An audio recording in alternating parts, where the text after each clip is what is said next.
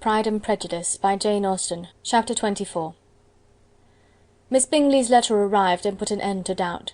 The very first sentence conveyed the assurance of their being all settled in London for the winter, and concluded with her brother's regret at not having had time to pay his respects to his friends in Hertfordshire before he left the country. Hope was over, entirely over, and when Jane could attend to the rest of the letter, she found little, except the professed affection of the writer, that could give her any comfort. Miss Darcy's praise occupied the chief of it, her many attractions were again dwelt on, and Caroline boasted joyfully of their increasing intimacy, and ventured to predict the accomplishment of the wishes which had been unfolded in her former letter.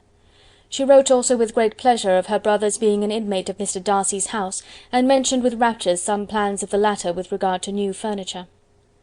Elizabeth, to whom Jane very soon communicated the chief of all this, heard it in silent indignation. Her heart was divided between concern for her sister and resentment against all others. To Caroline's assertion of her brother's being partial to Miss Darcy she paid no credit. That he was really fond of Jane she doubted no more than she had ever done, and much as she had always been disposed to like him, she could not think without anger, hardly without contempt, on that easiness of temper, that want of proper resolution, which now made him the slave of his designing friends, and led him to sacrifice his own happiness to the caprice of their inclination. Had his own happiness, however, been the only sacrifice, he might have been allowed to sport with it in whatever manner he thought best, but her sister's was involved in it, as she thought he must be sensible himself. It was a subject, in short, on which reflection would be long indulged, and must be unavailing. She could think of nothing else, and yet, whether Bingley's regard had really died away, or were suppressed by his friend's interference, whether he had been aware of Jane's attachment, or whether it had escaped his observation, whatever were the case, though her opinion of him must be materially affected by the difference, her sister's situation remained the same, her peace equally wounded. A day or two passed before Jane had the courage to speak of her feelings to Elizabeth, but at last, on Mrs. Bennet's leaving them together, after a longer irritation than usual about Netherfield and its master, she could not help saying, "Oh, that my dear mother had more command over herself! She can have no idea of the pain she gives me by her continual reflections on him. But I will not repine, it cannot last long. He will be forgot, and we shall all be as we were before." Elizabeth looked at her sister with incredulous solicitude, but said nothing. "You doubt me," cried Jane, slightly colouring.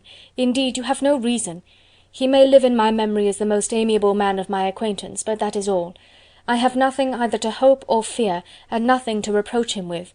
Thank God, I have not that pain. A little time, therefore, I shall certainly try to get the better." With a stronger voice she soon added, "I have this comfort immediately, that it has not been more than an error of fancy on my side, and that it has done no harm to anyone but myself." "My dear Jane," exclaimed Elizabeth, "you are too good. Your sweetness and disinterestedness are really angelic. I do not know what to say to you. I feel as if I had never done you justice, or loved you as you deserve." Miss Bennet eagerly disclaimed all extraordinary merit, and threw back the praise on her sister's warm affection. "Nay," said Elizabeth, "this is not fair.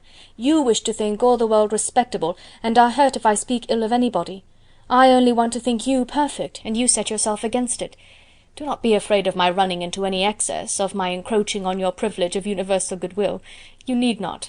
There are few people whom I really love, and still fewer of whom I think well. The more I see of the world, the more I am dissatisfied with it, and every day confirms my belief of the inconsistency of all human characters, and of the little dependence that can be placed on the appearance of merit or sense. I have met with 2 instances lately, one I will not mention, the other is Charlotte's marriage. It is unaccountable, in every view it is unaccountable. My dear Lizzy, do not give way to such feelings as these, they will ruin your happiness. You do not make allowance enough for difference of situation and temper. Consider Mr. Collins's respectability, and Charlotte's steady, prudent character. Remember that she is one of a large family, that as to fortune it is a most eligible match, and be ready to believe, for everybody's sake, that she may feel something like regard and esteem for our cousin. To oblige you, I would try to believe almost anything, but no one else could be benefited by such a belief as this, for were I persuaded that Charlotte had any regard for him, I should only think worse of her understanding than I do now of her heart. My dear Jane, Mr. Collins is a conceited, pompous, narrow-minded, silly man. You know he is, as well as I do, and you must feel as well as I do, that the woman who married him cannot have a proper way of thinking. You shall not defend her, though it is Charlotte Lucas. You shall not, for the sake of one individual, change the meaning of principle and integrity, nor endeavour to persuade yourself or me that selfishness is prudence, and insensibility of danger security for happiness." "I must think your language too strong in speaking of both," replied Jane, "and I hope you will be convinced of it by seeing them happy together. But enough of this. You alluded to something else. You mentioned 2 instances. I cannot misunderstand you, but I entreat you, dear Lizzy, not to pain me by thinking that person to blame, and saying your opinion of him is sunk. We must not be so ready to fancy ourselves intentionally injured. We must not expect a lively young man to be always so guarded and circumspect. It is very often nothing but our own vanity that deceives us. Women fancy admiration means more than it does. And men take care that they should. If it is designedly done, they cannot be justified, but I have no idea of there being so much design in the world as some persons imagine." "I fear I am far from attributing any part of Mr. Bingley's conduct to design," said Elizabeth, "but without scheming to do wrong, or to make others unhappy, there may be error, and there may be misery. Thoughtlessness, want of attention to other people's feelings, and want of resolution will do the business." "And do you impute it to either of those?" "Yes, to the last. But if I go on, I shall displease you by saying what I think of persons you esteem. Stop me whilst you can." "You persist, then, in supposing his sisters influence him?" "Yes, in conjunction with his friend." "I cannot believe it. Why should they try to influence him? They can only wish his happiness, and if he is attached to me, no other woman can secure it." "Your first position is false. They may wish many things besides his happiness. They may wish his increase of wealth and consequence. They may wish him to marry a girl who has all the importance of money, great connections, and pride." "Beyond a doubt, they do wish him to choose Miss Darcy," replied Jane, "but this may be from better feelings than you are supposing. They have known her much longer than they have known me. No wonder if they love her better. But whatever may be their own wishes, it is very unlikely they should have opposed their brother's. What sister would think herself at liberty to do it, unless there was something very objectionable? If they believed him attached to me, they would not try to part us. If he were so, they could not succeed. By supposing such an affection, you make everybody acting unnaturally and wrong, and me most unhappy. Do not distress me by the idea. I am not ashamed of having been mistaken, or at least it is light. It is nothing in comparison of what I should feel in thinking ill of him or his sisters. Let me take it in the best light, in the light in which it may be understood." Elizabeth could not oppose such a wish, and from this time Mr. Bingley's name was scarcely ever mentioned between them.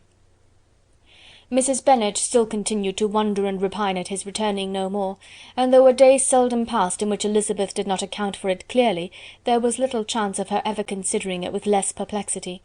Her daughter endeavoured to convince her of what she did not believe herself, that his attentions to Jane had been merely the effect of a common and transient liking, which ceased when he saw her no more.